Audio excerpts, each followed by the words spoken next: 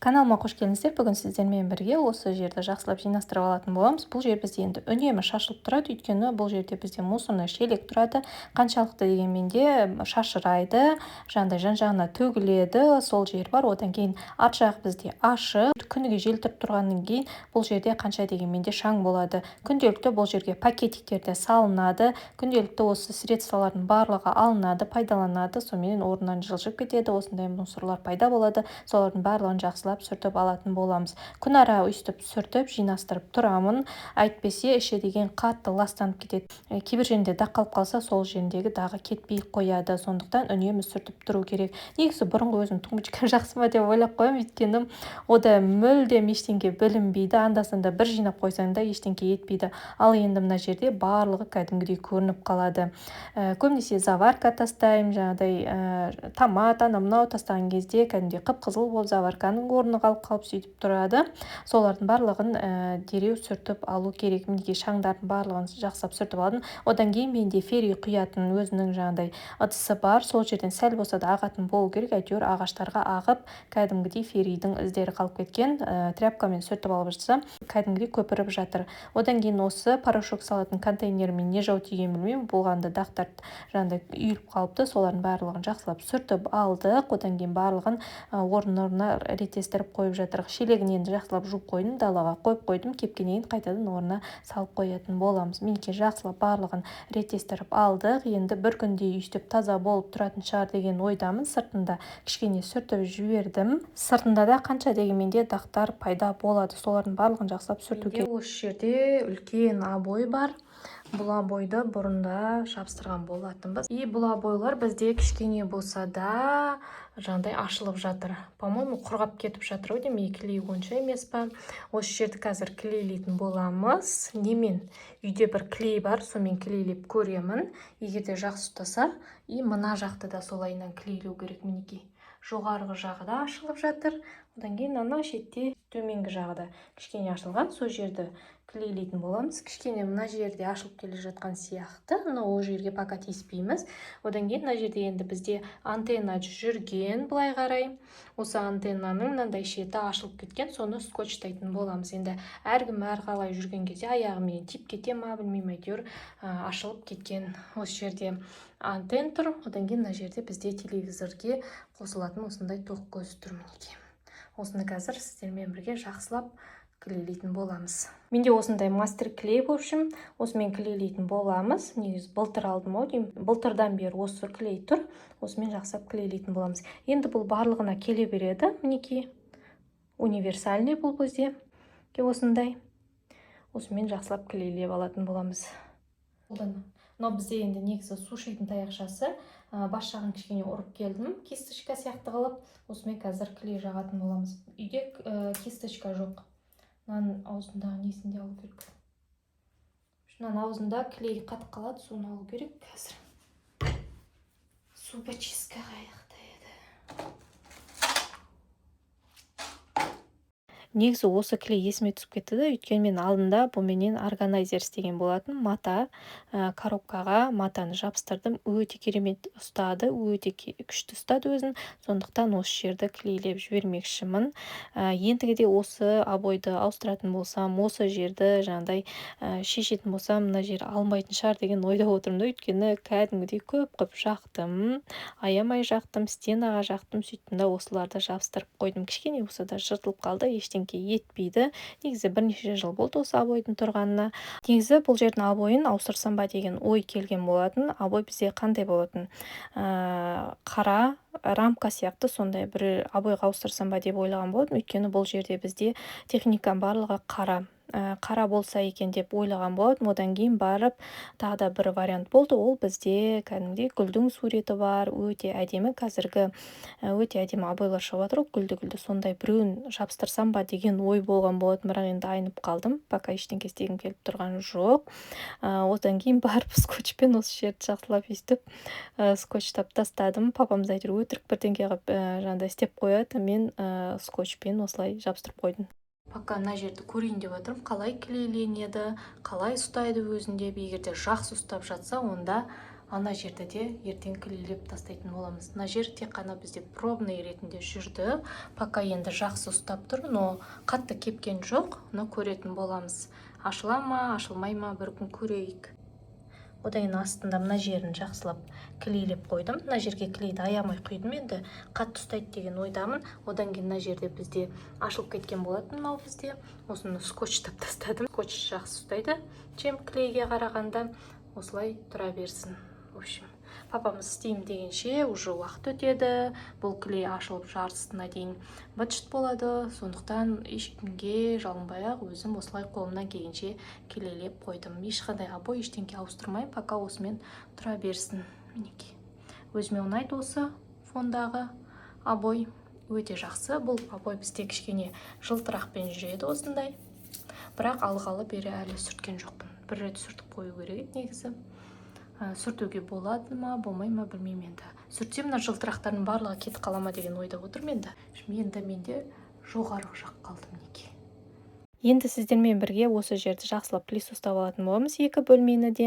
Бізде енді плис ұстау сыпыру ретінде жүреді. Жаңағыдай 2 күнде или 1 күнде үстіп жақсылап плис ұстап алатыным бар. Өйткені бізде шай ішетін жерде кәдімгідей шашылады. Кейбір кезде орехтардың жаңағыдай қоқымдары жүреді, нан бар дегендей, басқа бар дегендей, солардың барлығын жақсылап плис ұстап алатын боламыз. Оның үстіне бізде есік терезе үнемі ашық тұрады. Түнде де күндіз енді кішкене жауып қоямыз, өйткені күндіз кішкене ыстық болады, ыстық кірмесін деп жауып қоямыз. Кешке таман уже кішкене аша бастаймыз. Сол кезде жел тұрады бізде, кешке таманда жел тұрады. Сол кезде үйге қанша дегенмен де шаң кіреді. Шаңның барлығын осы пылесоспен жақсылап жаңағыдай плис ұстап алатын боламыз. Айтпақшы, пылесос алғалы бері мен мүлдем үй сыпырмаған екенмін, шын айтқанда. Сәл сыпырғышпен сыпыратын болсам, уже менде мұрнымда аллергия басталады. Бұрындар ондай мүлдем жоқ етін, аллергия ештеңе менде ондай болмайтын, но кейін кезде сондай пайда бола бастады. Аллергия деген нәрсені мүлдем білмейтін де едім. Шын айтқанда, осы мұрным қышқалы бері кішкене білетін болдым. Аллергия беретін, басында әшейін қышитын шығар деп ойладым. Содан кейін маған біреу айтты, аллергия беріп жатқан шығар деп. Сол кезде ғана есіме түседі ғой, сондай да бар екен ғой деп. Содан кейін барып, қазір мүлдем сыпырмайтын болдым. Қанша дегенмен де сыпырсаң, бәрібір де шаң көтеріледі.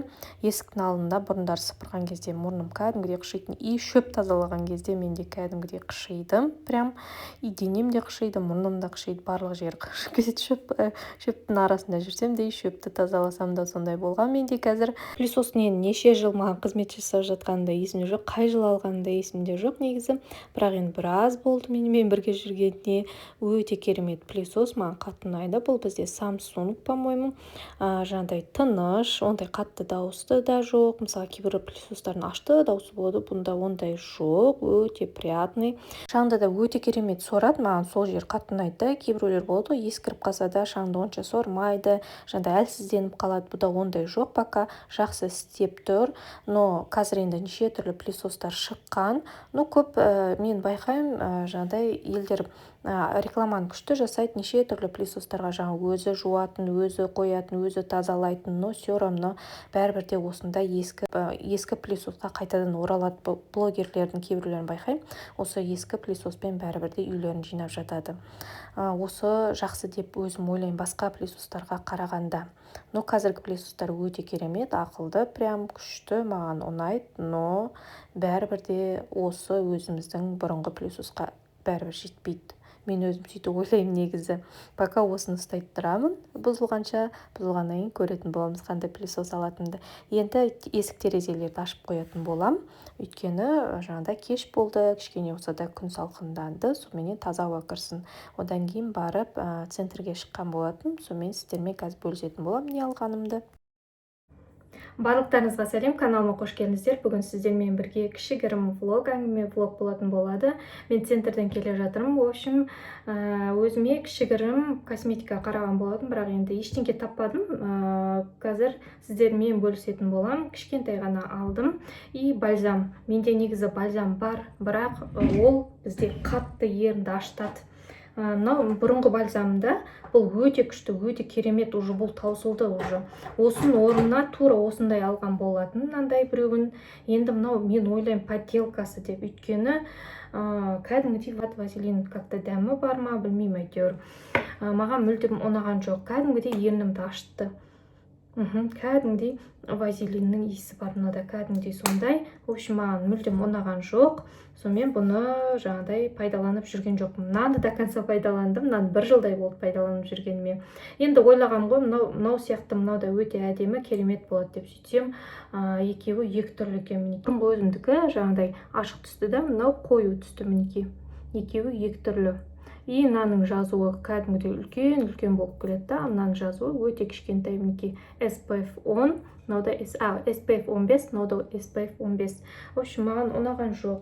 В общем, сонымен бұны тоқтаттым. Ендігі пакеттен алып тастайын. Мен алған бальзам мынандай біреуін алдым. Осындай 5 цветной бальзам, екеуі ештеңкесі жоқ. Осындай біреу алып көрдім. Көретін боламыз, бағасы бізде бұл 2-3 теңге тұрады мінекей. Артында жазылып тұр. Сіздермен бірге ашып көрейік қандай болатын. Андай маған бальзамдар мүлдем ұнамайды. Мынау енді қандай болатын. Мынаның бағасы 2000 теңге тұрады. Мынау да солы 2000 теңге тұрады. Мынау прям күшті мынау. Иісі әдемі, тәттінің иісі шығады. Мінекей түсі мынандай. Қазір көретін боламыз қалай жағылатын. Ой, бұл да қызыл болып жағылады екен, розовый қызыл болып. Неге? Ештеңке қылмайды. Майлы сияқты. Что-то өзіме ұнайтындай бір бальзам таппай жүрмін, шынымды айтсам. Қандай бальзам алсам екен деп. Вообще бальзамға жармай қойдым. Маған жай ғана бальзам керек мінекей мынаның ішінде. Осындай көрінбейтін жай ғана осындай бальзам керек. Қызыл, жасыл, көк дегендер мүлдем ұнамайды мінекей. Енді менде осынша бальзам. Ендігі кезекте сіздерге көрсетемін. Мынада что-то ашты ма, что-то не то. Ол бізде осындай маска мінекей. Бұл бізде жаңағыдай сәбізбен арналған. Осындай бір маска алдым. Одан кейін Алматыға тағы да мынандай безеуге жабыстырып қоятын осындай біреу алдым. Алматыға негізі біреу алып берген болатын. Оны Алматы қаласына тастап кетіпті. В общем, сонымен тағы да біреу алып беруге тура келді. Мынаның бағасы 400 теңге мінекей. Ал мынаның бағасы, масканың бағасын қанша екенін білмеймін. И мынандай бір маска алдым. Бұл бізде витамин С. Мынандай. Осындай біреу алдым. Бұл бізде комплименттікі. Бағасы 1600 теңге. Сіздермен бізде ашып көрейік. Осындай біреуін алдым. Көретін боламыз. Кешке таман осымен маска жасап көретін боламыз. Мен маскаларым барлығы бітті негізі. Қайтадан маған маска жинау керек. Глина маска бар екен, бірақ оны алғым келген жоқ, шын айтқанда, бірақ ол да өте керемет глина маска. Бетіңізге жақсаңыз кәдімгідей увлажнение береді, өте керемет береді. Көретін боламыз, мынаны көретін боламыз, қандай увлажнение беретін. Бұл тонизирующая маска для лица, оранжевое обновление, сияние, аха кислотасы бар екен, и витамин С бар екен. 10 минут ұстайсың, в общем, и жуып тастайсың. Көретін боламыз. И тағы не алдым мен? Болды, басқа ештеңке алған жоқпын. Осыларды ғана көрдім. Негізі өзіме бір шашыма скраб алсам ба деп ойлаған болатын. Бірақ енді скраб ештеңке таппадым. Сонымен қайтуға тура келдім. Дала бізде жел. Ертең бізде 38 градус ыстық болады деп тұр. Қайтадан ыстық болайын деп жатыр. Алматыда мен өзімде негізі магазинге барып келдім ғой, бірақ енді мен Беги магазинге барған жоқ, мен басқа магазинге барғандықтан автобусқа міндім, үй жақтан түсіп қалдым. Беги магазинге мүлдем соққым келген жоқ. Алматыда магазинге жібердім, жұмыртқа, сүт алып келсін дедім, қазір келетін шығар. Одан кейін аэрогрильге Алматыға таңғы істеп бердім, фри істеп бердім, в общем. Одан кейін нан аштым.